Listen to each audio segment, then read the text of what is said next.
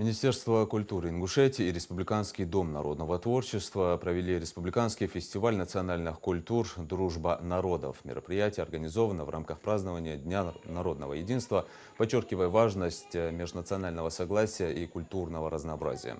В творческом проекте приняли участие коллективы из Малгобекского, Назрановского и Сунжинского районов, а также Карабулака и Малгобека. Со сцены звучали старинные песни, стихи, музыкальные произведения и хореографические постановки. Мероприятие проводить такого плана — это очень важно.